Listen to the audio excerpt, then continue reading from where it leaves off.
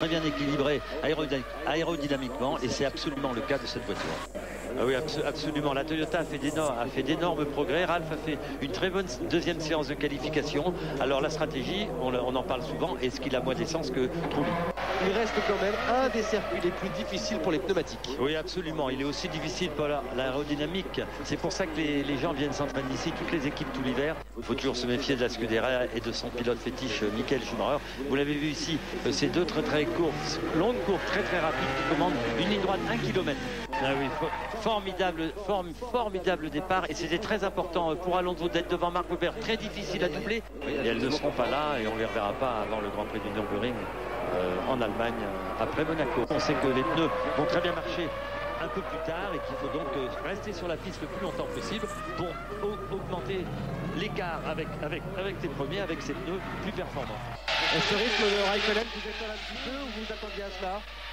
Écoute, attends. Quand il passe des voitures devant le stage, je sens rien. Attends. Hein. Cette position, on a pas mal de bruit dans la cabine. Ok, maintenant ça va mieux. Vous vous attendiez à cela, Flavio, à voir Raikkonen comme ça cravacher en début de course? Vous avez prévu ça? Tu sais, on prévu toujours que les gens devant nous sont plus vite.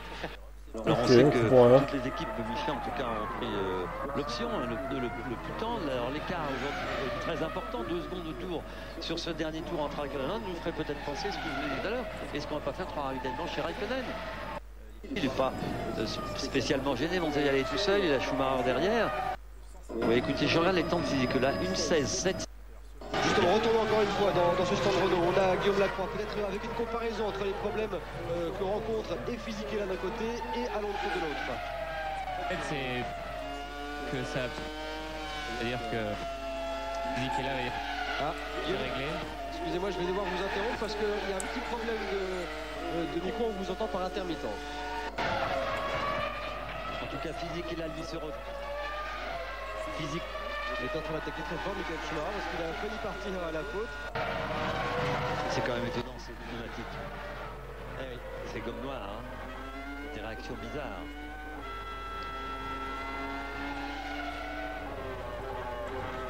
Je peux donner une petite solution. On a embarqué beaucoup d'essence dans ces voitures en espérant... Mais moi je crois, et je suis persuadé que si on mettait moins d'essence dans les voitures, on userait moins les pneus avec cette chaleur et qu'on pourrait peut-être faire 3 arrêts pour aller au bout de la course. On va voir comment va se terminer la course pour Raikkonen, Alonso, Trulli et Trulli et Schumacher. Il y a 22 secondes 6 d'écart entre les deux, il faut aller vite. Hein. C'est là où ce qui va faire la différence. Regardez les pneus, vous les voyez bien là les pneus? Ça va encore? Oui, ça va, c'est correct. Il va falloir que ça aille beaucoup plus loin. J'aimerais bien voir. Oh là, hop, il s'est débarrassé.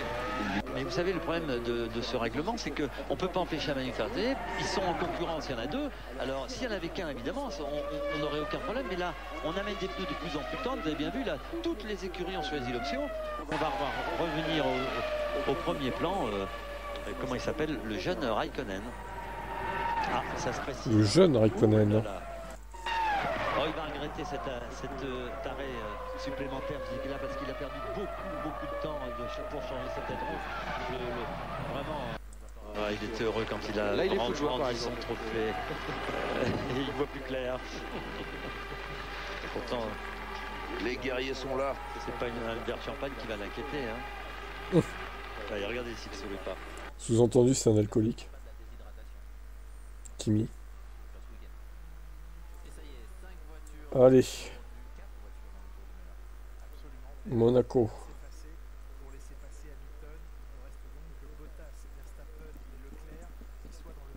Combien il y en a de Monaco? Il y en a pas mal aussi quand même. Une vingtaine? Très supporté, un peu moins. Évidemment. 14. Qui ce garçon? Mon frère. Pas rasé alors. C'est pas rasé, je lui avais dit. Hein.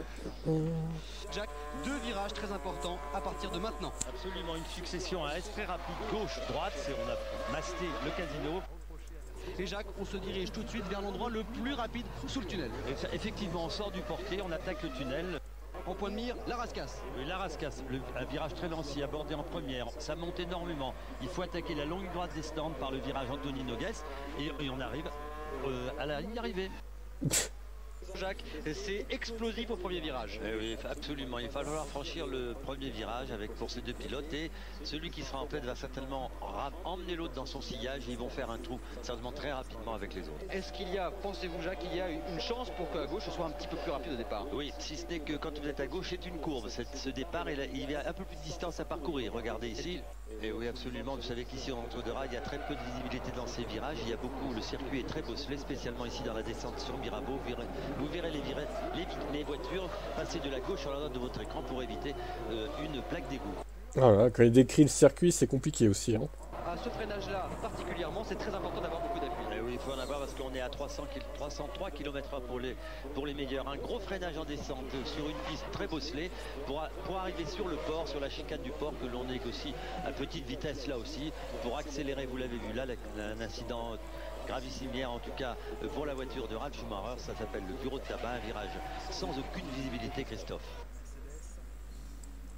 Et là, il se retrouve finalement sur l'avant-dernière parce que Ralf Schumacher et Kartikeyan ont été pénalisés à leur tour. Absolument, et vous l'avez vu là, ce virage aussi très très lent qui s'appelle la Rascasse qui commence cette longue ligne droite de descente.